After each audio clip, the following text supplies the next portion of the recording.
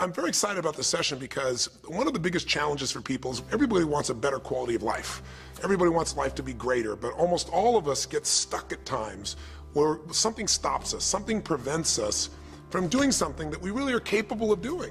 Whether it's turning around our body or shifting a relationship or turning around our finances or maybe just being happy and fulfilled at a different level, we get stuck with a belief of how we're not supposed to be, what we're not supposed to do, what people won't accept, what we're not capable of. Or maybe we get stuck in an emotional pattern of just being pissed off or frustrated or worried or sad or overwhelmed.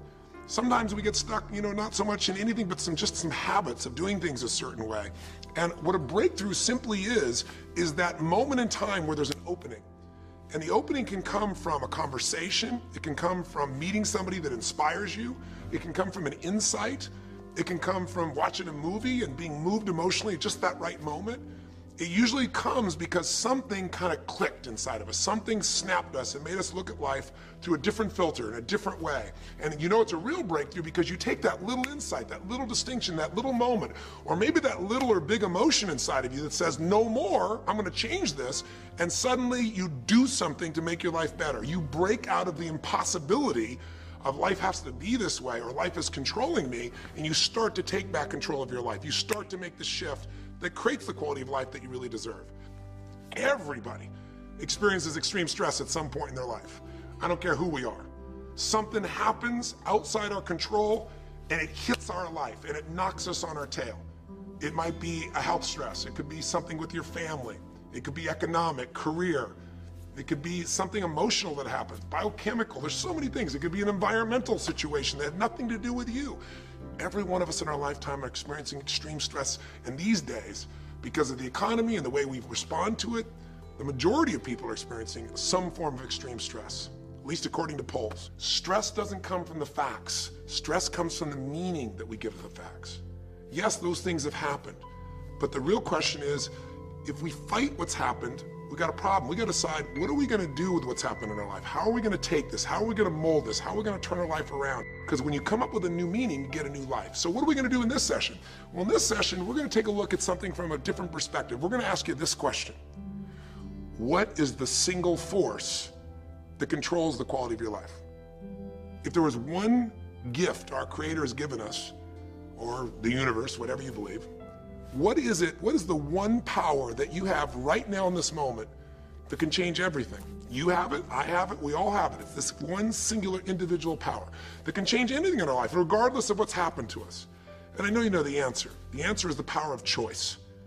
The one thing we have in this world is we can't control the events, but we can choose what to focus on, we can choose what things mean, and we can choose what to do. Those three choices, those three decisions really control our life. It's not so much the conditions of our life that control our destiny as much as the decisions of our life. Try for a second to think about something. Think about your life and just think about, are there a few decisions? If I were to ask you 2 decisions you've made in your life, that if you would have made a different decision, you would have had a totally different life. I mean, it may be a life may have been better or may have been worse, I don't know, but you would have a different life. I'm not asking you to buy into the fact that you should have known the answers. I just want you to see the power of a decision. How is your life better today because of a decision you made years ago, not just negative ones? Think about it. Sometimes a little decision changes your whole life. Like you decide one day to go to a certain school, and you go to that school or to go eat someplace, and you bump into the person that becomes the love of your life. Or you meet someone, and you decide as a result of that you're going to become a photographer or a software engineer or a business person or a doctor, a dentist, whatever. They impacted you, but you made the decision, that's what I really want. That's what my life's going to be about. And that decision has affected so much of your life. What you do, how you live your life, how you spend your time, what you earn or don't earn, who you attract into your life, beliefs you have, all come from some of these little decisions. What you decide to eat from your dinner plate each night certainly determines your physical destiny, right? We all know that, at least to a certain extent. I know there's a certain amount that's genetics, but I'm talking about the stuff you and I can control. So decisions equal destiny. It's not our conditions, it's our decisions. So if we want a new life, if we want a new experience, we've got to make new choices. If you don't like the way your career is or your business is, change it. If you don't like your body, change it. You don't like your relationship, change you first, because if you change it, you'll bring you to the next one. Maybe it's time to change it too, but change yourself first. If you want to change anything in your life, you have the choice. So there is no right or wrong. I just want to make you aware in this breakthrough session that everything in our life changes the moment we make a decision. And I mean a real decision. A decision is when you cut off any other possibility and you commit to something with everything you've got and you take action. But the big decisions start with little decisions like, what am I going to focus on? Because whatever you focus on, you're going to feel. If you focus on all the things that have been done to you in your life, of course you're going to feel like hell. If you focus on all the amazing coincidences that have happened, things that maybe they were guided, maybe not, but things happen, and because of that, you met this person that's your best friend, your husband, your wife, or because of that, you have this ability, or because you were there that day, God, you missed an accident. I don't know what it is, but whatever you focus on, you're going to feel. If you focus on people don't care, and you'll look for reasons why they don't care, and evidence they don't care, you'll find it everywhere. If you look for evidence that people are really good people inside, that at some level we all care about each other, you'll find it. Seek and you shall find. The secret is, have you become conscious about your decision making? Because this breakthrough session is, really, you want to change your life, make new choices. New life comes from new choices, but you got to make conscious choices. The people in this particular television special, Melissa and her husband, they really found themselves in a place where they were both making decisions, Melissa and Rick, that were unconscious. When you make decisions about what to focus on and what things mean and what to do, and you're unconscious, you get pretty terrible results usually. Now, we've all done this. I do it still. We all do. But if you want to change your results, you got to become more conscious in your decision making. So think about it. What you focus on, you will feel. Whether it's true or not. You focus on how people don't care, you're going to feel they don't care. Second decision you make is what do things mean. So you focus on something someone does and you come up with a meaning, and the meaning is no one loves me. The meaning is they're trying to take advantage of me. Depending on what meaning you come up with, and you get to choose the meaning of anything. For some people, they say, this situation happened with the economy, and what that means is I'm going broke. Somebody else said, the situation happened with the economy, guess what? That means I'm gonna work harder, I'm gonna be more creative, it changed everything. Everybody else is gonna quit, so we're gonna dominate the marketplace. For people to do it. Is this the end right now, or is it the beginning? See, whether it's the end or beginning is your choice. You get to decide, because once you make up a meaning, it's true. If you think that this is the end of a relationship, are you going to treat people the same way as if you think it's the beginning of a relationship? No way. In fact, I tell people, if you want to have a great relationship, think about this. Treat people like you did in the beginning of the relationship, and there won't be an end. In the beginning of the relationship, when somebody says to you, would you take out the trash? What do you say? Of course, take out the trash. You're happy to do anything, right? But after about 6 months or 6 years, you go take them out the trash. You go, what do you mean? What, I look like your janitor? Take out your own trash. The meaning we give things is very different, and so we feel different, and our life is different. In the beginning, you'll do anything for someone. Now you make up a new meaning. Why should I have to do that for them? Little choices, like what to believe about yourself, what to believe about other people, whether this is the end or the beginning, start to affect your whole life. And the third decision we make, we decide what to focus on, most of us unconsciously. We decide what things mean, and the third thing we decide is, what are we gonna do? We decide to quit, because it's overwhelming. We decide to get strong and focus. We decide we're gonna turn it around. We decide to wait and see. Ultimately, your destiny is determined by what you do. So, for example, what do you do if somebody comes to you one day and says, you have a tumor? Again, I've had that experience. I use that as a reference point because I've had a lot of intense experiences in my life, but that was one of the more intense ones for sure. Had many, but that was very intense. You know, first, what do you focus on? Do you focus on it's over? Do you focus on why me? Do you give it a meaning that says, I'm gonna die? What do? Do you just go through traditional therapeutic approach? Do you put yourself in the hands of someone else? Do you evaluate this? Do you get a second or third opinion? Your destiny is determined by your decisions. Now, if you're a guy like Lance Armstrong, you focus immediately on, I gotta find a solution. The meaning you come up with is, this is the ultimate battle. And what you decide to do is you're gonna exhaust every possibility. Now, that doesn't guarantee you're gonna succeed, but it's interesting. When you have that kind of a mindset, it shifts you. And Lance Armstrong, I mean, he was told things like, look, You got tumors here in your brain, you got them in your lungs, right? You got obviously in testicles, and you ride a bike for a living. That's pretty tough. But he made it through all of those pieces. Now, am I saying because he made the right choices? I can't tell you that. There's certainly some grace in everything. I think in life, there's three things. There's our ability to choose what we're focused on, or to commit, to get a result, to put all our intention and focus into something. There's our ability to do the right things, to have the right strategy, to execute. And then there's some grace. There's what some people call luck, some people call grace. There's if you do the right things over and over again and with total focus, sometimes, you get good fortune that comes your way. And you tend to have more good fortune when you're totally focused and decisive and you take lots of action than if you kind of just sit around and accept things like that you don't have a future. But the point of the matter is this guy turned it around. And what was he like after he got through this problem? After he had his breakthrough, after he faced cancer, racing against some other guy seemed like nothing by comparison. You're not much of a competitor. I faced death. And he goes on to win Tour de France after Tour de France after Tour de France, breaking every record anyone could ever imagine. What do you do decades ago, half a century ago almost now, and someone says to you, go to the back of the bus, and you're African American? One woman just decided, you know what? You can't take my dignity from me. I can only give that up, and I don't choose to give it up, and I will not go back to the bus. The answer is no. And Rosa Parks changed an entire society because that day she chose to focus on something else. She gave it a different meaning. This is not a command. You do not have control over me, and she decided to fight. And she changed the direction of a country and of many other countries. She started something.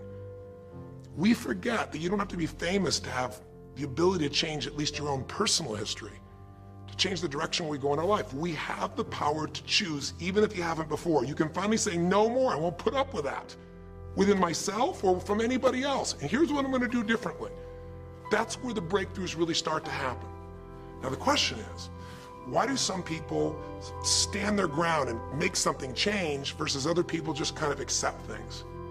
Why do some people make bold decisions and other people make decisions that are based on trying to hang on to what they've got? Well, that's a more complex question to answer than we might have in a few minutes in this one session, but it is one that I've spent my life studying, because when you can change your decisions, you can change your life. When you can change the force that controls your decisions, you can change anything in your life. At some level, we have certain beliefs and values. But if I was going to make it simple, I'd say there's two things that determine your choices. The first thing is the state of mind and emotion you're in at that moment. Think about it. Have you ever snapped at somebody and had nothing to do with them? It was just the state you're in, right? You were frustrated, you were pissed off about something, and in that state of mind, whatever they said got interpreted through that state, and you made up a meaning like they were an irritant or they were interrupting you. They weren't. You probably felt bad afterwards. When we get in the wrong state, we make the wrong decisions. When you get in a strong, empowering state, you'll make a better decision. Learning how to direct your state is a big part of what my work is with people, and it's a big part of what I do in my seminars. But the other thing that affects your decisions would be what I would call your story or your blueprint. We all have kind of a story about how our life is supposed to be. It comes from a set of life experiences, interpretations. Some people think life is all about getting theirs. Some people think life is about growing and contributing. Some people think life is about making judgments. Some people think life is about saving other people's lives. Some people think life is about being successful. Some people think God is the basis of everything, and the way to know God is to go through life in a very specific way with a set of rules, and they follow it. And that's what they believe. Whatever your story is, whatever your blueprint is just another way of saying whatever you believe is how your life is supposed to be, at some level, we either follow that blueprint or we fight it. If we follow it or we fight it, we're going to find that we're going to bump into things in life where life isn't always the same as we expect it to be or think it should be. And that's where we start to experience stress. So in this session of Breakthrough, when you watched this story and you saw Melissa, you saw the conflict between what she desired most and what she feared most.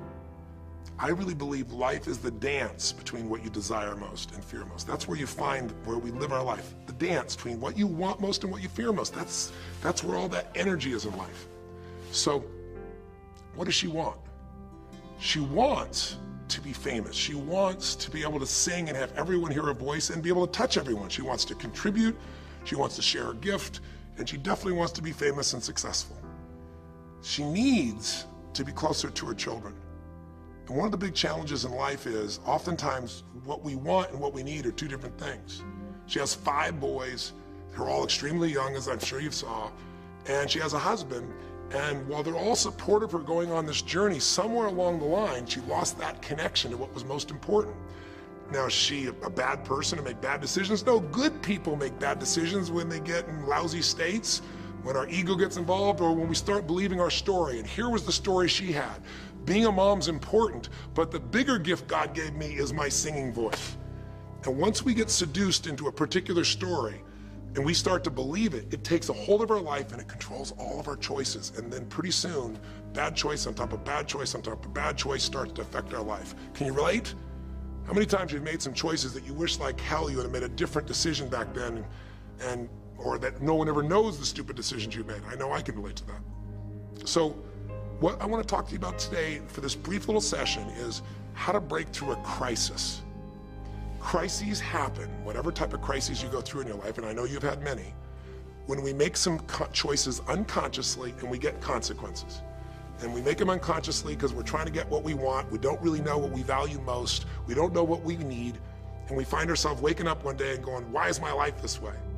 It's kind of like life is always calling to us to constantly grow and improve. You know, if you're going to look at what's going to make life work, it's really simple. What makes people happy is progress. We're happy when we're progressing. If you're overweight, but you leave today and you say, you know what, this breakthrough thing, what I got out of today for me more than anything else is, I've been stuck waiting for some magical diet, some magical exercise plan, some magical time in the future when we have more time. There is no more time. I don't need to wait for that. I'm just going to make a decision today to get started. I don't need to go out there and go interview 20 trainers and get online. I don't need somebody to give me a perfect plan. I need just to pick up my shoes and start walking. I need to just get somebody behind me who just goes, run! I don't need to wait for perfection. I'm going to do something right now. I choose to get fit. I choose to walk. I choose to run. I choose to go join a club. I'm doing it now. A breakthrough happens the moment you make a new choice. And you don't have to wait. You can just get yourself in a new state. Maybe this tape will get you doing. Or you just have to have a new thought that says, you know what? I made choices in the past. I'm overweight because I chose to eat this and this. I'm not going to eat it anymore. I'm changing now. You can change your whole life real fast with just a few choices. But if you don't make the right choices, eventually you're going to face a crisis. Crisis is when you made so many poor choices that sooner or later life shows up, and instead of asking gently for you to change and improve, to grow, to make progress, to be happy, life, when it's a crisis, now demands change. It isn't asking anymore. We borrowed money as a society and we overspent and we talked about changing and we knew we had to change, and now a crisis happens and guess what? Nobody has a choice. The game has changed. And what crisis does is it melts us down. It melts us down so that we can recast our life. We can remold ourselves. And usually on the other side, our life is greater because as we go through that crisis, we have to grow. Everybody wants change. Nobody wants to do it. Everybody, I should say, wants progress, but nobody wants to change. Everybody wants their life better, but nobody wants to do the push-ups, the running, have the economic or emotional discipline to make it happen. But if you're watching this right now and you're still with me, some part of you wants more. And I'm saying to you, choose it. And the way you're going to choose it is really simple. If you're in that crisis, what keeps you in the crisis is probably because you're being reinforced. Most people, they overeat, or they smoke, or they drink, or they yell at people. They keep doing it because they're rewarded. Whatever gets rewarded gets reinforced. Whatever habit or behavior is reinforced becomes a habit, and then pretty soon, do it long enough, it becomes part of your personality, and pretty soon you think it's who you are, and you just keep living that way. I mean, it's easy to see this in other people, right? It's easy to see how messed up they are and how easy they could if they just make some new choices. All you gotta do is turn on the television, some news program, some entertainment program, and you'll hear detailed descriptions about some person who is very powerful celebrity who is doing some stupid thing. Why do we see all this stuff on television? Why do we hear about every person you can imagine, from Lindsay Lohan to Britney Spears to all the way back to the old days it was Elvis or Michael Jackson or whoever it is that's in the news today in this stage of life in your country as you're watching this? It's because we want to see other people who make bad decisions so we can feel better about our own. But the reason those people don't change, Lindsay Lohan, she's got another DUI. She's putting herself at risk. She's putting other people at risk. She could kill someone. If she goes to jail, it's supposed to be 90 days. But here's the consequence. It goes to 2 weeks. And before she even gets out of the jail, she makes a deal for an interview and gets paid $1 million when she gets out for the interview. What do you think the chances of her changing when her bad behavior gets her $1 million, and I don't know if she even makes that for that much time of acting at this stage? What do you think the chances are when people around her say it's not your fault, it's not fair, they treat you unfairly? As long as we have the decision that we're not responsible, it's not our fault, we can't change anything. We have no power. So I don't know by the time you watch this if Lindsay will have changed, but if she did, it'll be because the enablers are gone, she's taken responsibility, and she's found something she values more than attention and money for bad behavior. Now, it's easy to look at that with her, but what about you and I? Where are you and I addicted to our problems? Where are you and I reinforced? So many people, when they have a big problem, listen, if things are going well, you say, oh, it's going so great. Your friends go, well, that's great. And after a while, they go, well, easy for you. But if you got a problem, people go, hey, I understand, and they connect with you. Where do we get addicted to our problems? If you want to make a new choice, if you want to make a new decision today, if you want to have a breakthrough in some area of your life, you got to give up the story that it's not your fault, and you got to give up the attention and the love and the connection and the commiserating that comes with it with other human beings. Here's how you change. 5 simple, quick steps, and then I'm going to give you a little tool that if you want to, you can go online and really make a change with. If you're going to change your life, step 1, I don't care if something has happened to you. You know, somebody has spilled oil all over where you fish. It's horrific. It's disgusting how they've dealt with it, but it's happened and you got to deal with it. Something's happened. Someone in your family's been injured. You've lost your job. I don't care what the problem is. If you're in a crisis, step number 1, see it as it is, but don't see it worse than it is. Now, what do I mean by that? I don't mean be Mr. or Miss Positive Thinking. By now, if you spend any time with me, you know I'm not about that. I'm not here to tell you, go to that garden and chant, there's no weeds, there's no weeds, there's no weeds. Doing affirmations is not going to change your life. You got to go see where the weeds are and pull them out. My point is simple. You got to see what the problem is, but you can't make it so horrific that you just give up. Today, this is the first generation in almost 100 years of Americans who now believe, the majority of Americans now believe, that the quality of life for themselves and their kids in the future is going to be worse than the past. They have, in other words, nothing to look forward to. 63% of the US as of today. Wow. When you start thinking there is no future, you go into what we call learned helplessness, a place where you just kind of give up. And if you get to that place of giving up, then you have no power over your life. That's when people get depressed. That's when people do crazy, stupid things. That's when people want to turn to drugs or alcohol or sometimes suicide or just total frustration and anger, and their life starts to do the opposite of a breakthrough. It becomes completely stuck and in pain or in ongoing suffering. If you and I are going to break out of that, we got to see it as it is. We're not here to be positive thinking people. You got to see what's really going on.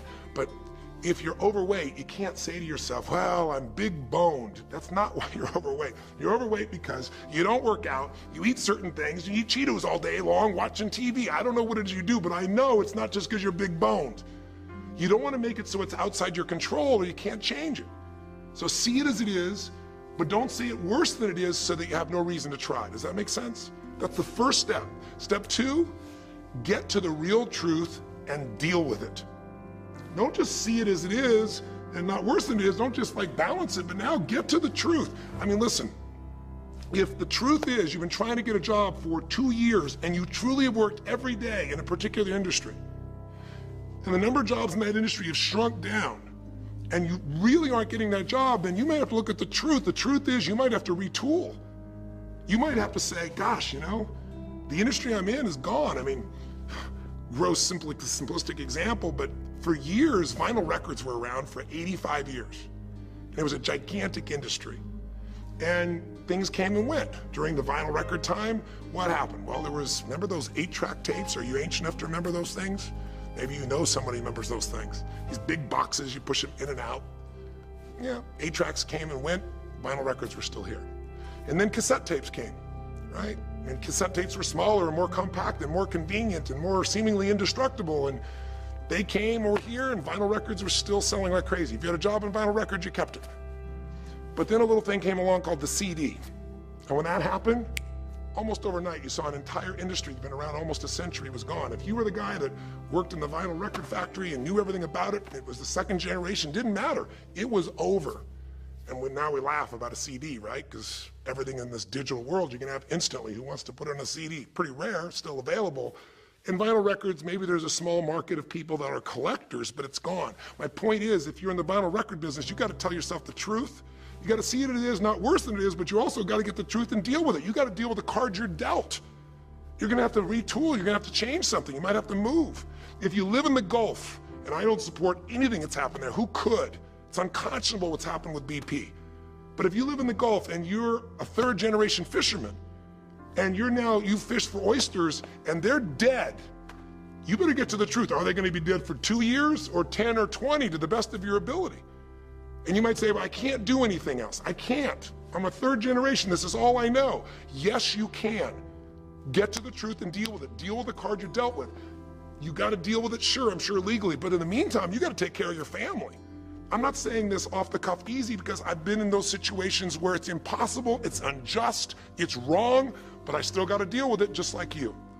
Am I making sense? It's like, you might say, I've lived here my life. You might have to move. You might have to fish someplace else. You might have to, and I know you still got to deal with all the consequences, but you got to take back control of your life. There are unjust things that happen, but you got to take control. Easy for me to say, I'm not sitting in your shoes. I get that.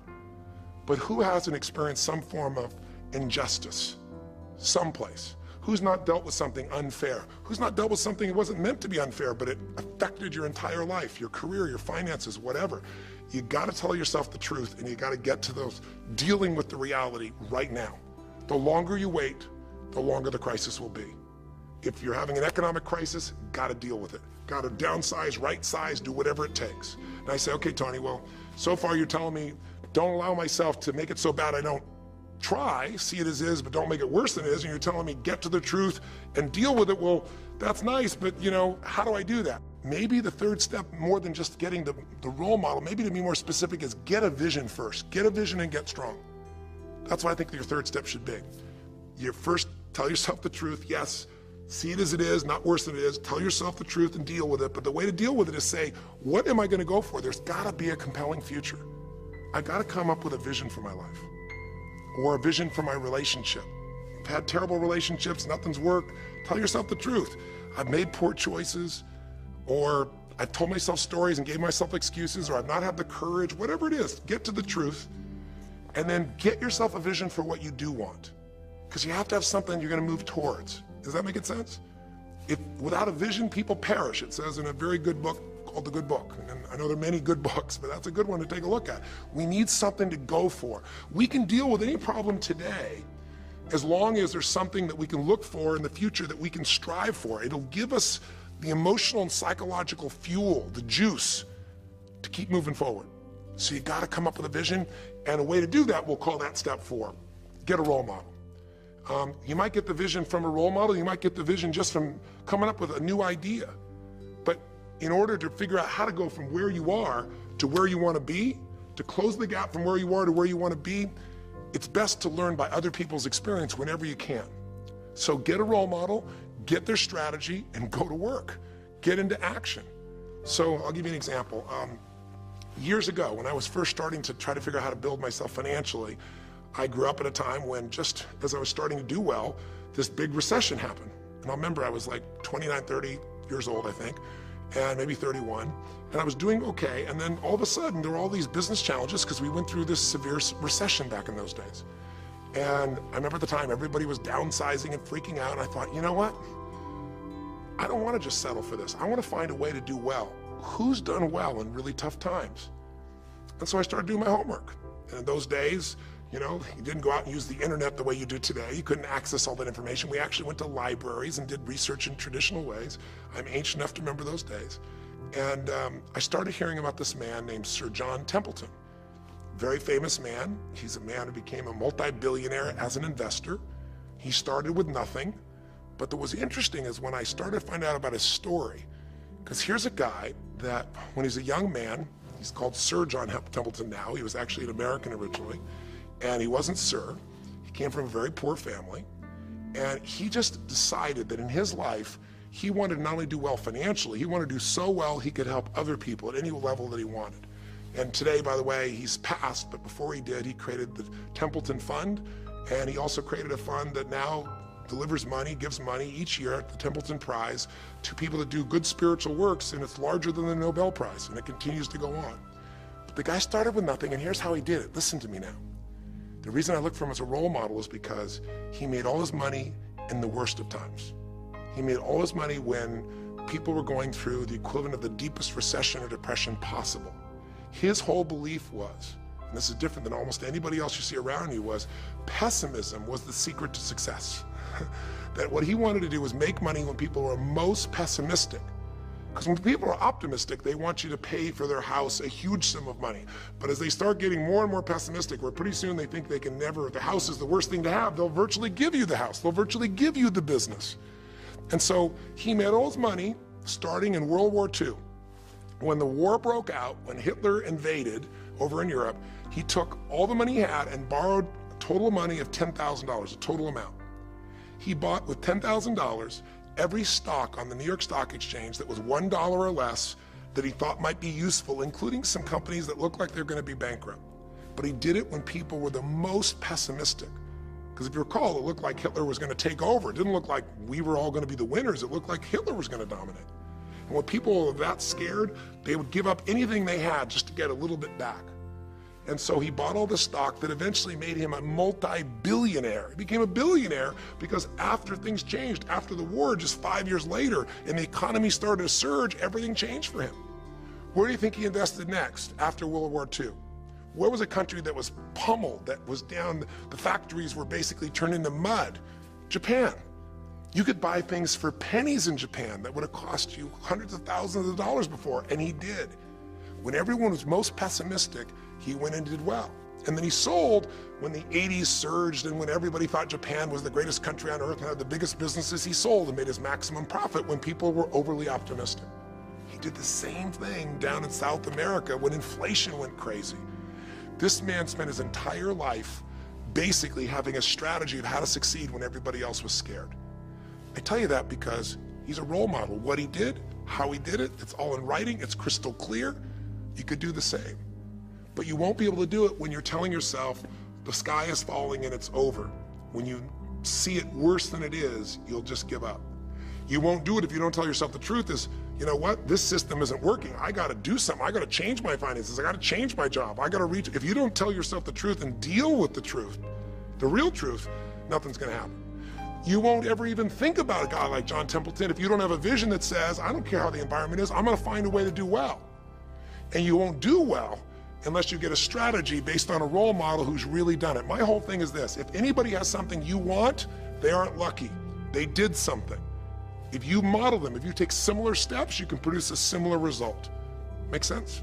And then finally, the fifth step, look, if you're in a situation where you see it as is, but not worse than it is, if you've told yourself the truth and you dealt the cards you're dealt with and just decided you're gonna change it and you're willing to do what's necessary, if you put yourself in a place where you got a new vision and you gotten yourself strong, if you got a role model and you got some strategy and you got yourself into action, step 5 is give much more than you expect to receive.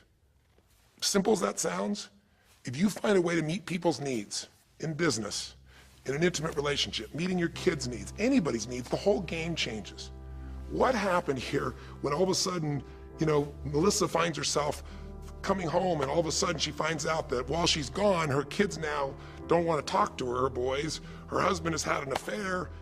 Well, none of that could change if she would have just said, you know what, my whole life is over, I'm done. And oh, by the way, I've just lost my career too because while I'm busy trying to deal with my family, I didn't finish the record, so I lose my record deal. And oh, by the way, we don't have any financial stability, now we're losing our house. If that family would have just said it's over, if Melissa or Rick either just said it's over, it would have been over. But they told themselves the truth. We got severe problems here, but they didn't make it worse than it was. They didn't say we can't turn it around. And then they got to the truth of the infidelity, the truth of her addiction to going after fame instead of being a mom, the truth that neither one of them had been really competent at parents and had not given the energy to the kids that they deserved. The truth will set you free, but first it'll piss you off. The truth will, it doesn't feel good, but not feeling good is sometimes where you get your drive to change things. They started looking around and said, we don't have the skill to even manage our house, much less our finances. We got to do something different. We got to focus on our kids. We got to focus on turning things around. We got to turn our relationship around. But that wouldn't have worked unless they got a vision of starting to see, it could happen. And that's what I helped them with. I helped them get to the truth. I helped them to stop over-exaggerating. I got them to a place where they got to see that this relationship could be back alive and passionate, and that these kids deserve both their parents, and that she really could be a great mom, and that maybe in the end she could even still have her singing career and enjoy it too, that she didn't have to give it all up. And I'm really proud of her. She did it because she found a role model. She got a vision, but she got a full role model. And the man that she works with today is a man that's sold, I think now 5 million or 10 million records. And most people outside the country business don't know his name. He's her mentor now. He's made music with, Willie Nelson, with just about anybody you can imagine in the business. And he's done it for all these years, but he's never left the central part of Texas because that's where his family is. And Melissa's had offers to go to Sony Red. She walked away because they said, you're gonna have to do these things without your family. She found out what was most important, and she made the decisions that met her needs to be a great mom. When you fight life and go, I should be a singer and not a mom, when you got 5 kids, you got a problem. When you fight life and say, the economy should be different, you're gonna be stressed. Deal with what is, without exaggeration, with total honesty, dealing with the cards, coming up with a vision, finding yourself a role model that shows your strategy, work your tail off, give, keep changing your approach, and you can get where you wanna go. Make sense? Now that might sound like a lot. So to get you started, here's what I'd like you to do for this session. Start out, if you want, by taking a big crisis or problem you have and going through these steps, saying, okay, what's really true? And let me stop the exaggeration. Let me not make it worse than it is. Just let's define what's true. Let's stop the story. Just here's what it is. We got this much financial challenge. We got this physical challenge, whatever it is. And then go to step 2. All right, let's find out the truth. Let's get the details. Let's get the details and figure out what we're gonna do. And then here's where we're gonna go. This is where we're gonna eventually get to. It might take us longer to get where we wanna go, but we're gonna get here. Who's done it that we can model, that we can follow the steps in, who can coach us? And let's just work our tail off and change every day. But to give you a quick jump, sometimes when you're in the middle of crisis or crises, multiple crises, lots of things going on simultaneously, it feels a bit overwhelming. So, and you might not know a role model. You might say, Tony, I don't know who. Well, not hard on the internet these days to find role models, or come to an event. I can promise you we can show you plenty of role models. This is what I do for a living. But what you can do right away is you can model yourself. Think about it. Almost everyone alive has been through more than one tough time, crisis or multi-crises, where you're having a problem financially, and you're having a problem with your family, and you're having a health problem all simultaneously. Those are the intense ones, right? But if you're standing still today, most of us have found a way to get through it. And if you don't, you know someone who went through a tough time, a grandmother, an aunt, an uncle, somebody. The greatest way to make that change happen, when you break out of a, break through, you break out of a problem, you break out of a crisis, is model yourself. So we have 5 questions when you click on this link. And you can do it by video, so you can see yourself, and you can share it with other people, or you can type in the answer. I'll tell you in advance what they are, and then when I'm done here, I want you to do it right away if you would. The first question is, what's been one of the toughest times in your life? What's been one of the toughest times of your life that you did get through? Maybe it was a financial situation. Maybe it was a career situation. Again, maybe it was an intimate relationship where you were crushed. You thought you could never make it through all the pain you went through there. Maybe it was a physical challenge, a health challenge. Maybe it was a lack of confidence or ability. I don't know what it was, but what was it? Just an incredibly tough time that you did make it through, and you're just gonna jot it down.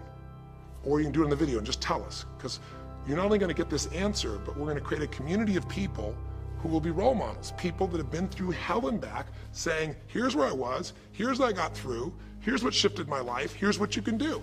And we're creating this community as our gift to you, so that this isn't just a discussion that's one way. I want to do is start a conversation with you where we can help each other. So that first question is, what's a crisis? What's a challenge? What's a tough situation you eventually made through, but it really was difficult for you? Second question, you go back and you think about that situation. What pulled you through? What pulled you through that situation? What did you learn? What distinction? Or did you get a strategy? Or was it a belief? Or did you meet someone who helped you? Or was it just somehow you clicked into your faith and you kicked yourself into gear? What pulled you through those tough times? Was it a person? Was it a place? Was it an idea? Was it a distinction? Was it a belief? What was it? Share it with us. Type it down or tell us from your heart what it really was. Third question is just real quick. It's just for contrast. And the third question is, what was your life like before the crisis? Like right before all hell broke loose? Usually you'll say, oh, my life was so great. But when you go back and look at it, was it so great? Was it wonderful? Just out of curiosity, right before all hell broke loose. Third question is, what was your life like right before it? And then the fourth question, what'd you do? What did you do to go from where you were to where you are today? What did you do to get over that situation? What did you do to get through that situation? What did you do to turn it around? What action did you take? Who did you go learn from? What skill did you go get? What did you physically do? Kind of give us the description of what you did, because we all want to know, because you can provide us a pathway. You may have been through a crisis that someone else is going through right now, and they could learn from you, they could learn the shortcut. And finally, the fifth question, maybe the most important one besides what pulled you through, and the fifth one is, how is your life actually better today because you went through this crisis? Whatever the crisis was. How are you stronger? Or are you more compassionate because you felt that suffering? You don't want anybody else to feel it. Or are you more hopeful because you know you made it through that so you can make it through other things? Or are you in a situation where you've got a skill today that you didn't have and wouldn't have had if it wasn't for that situation that made you have to grow? Or are you just happier today because you have a contrast of what life could be like, and so now you appreciate the simple moments? How are you better mentally, emotionally, physically, financially, or spiritually today because you went through the crisis? Even though you wouldn't want to go through it again, you don't want anybody else to go through it, how did it actually serve you in the end? I think if you answer these 5 questions, you don't need to remember them. I said them to kind of trigger you thinking. All you do is type in the answer, or you take the instructions and click on the video and go, okay, toughest time in my life? There have been so many, but I'd say when I went through this divorce, or I'd say when I was told I had this tumor, or I'd say when they told me this company was gonna go bankrupt, or whatever it was. Second question, what pulled me through?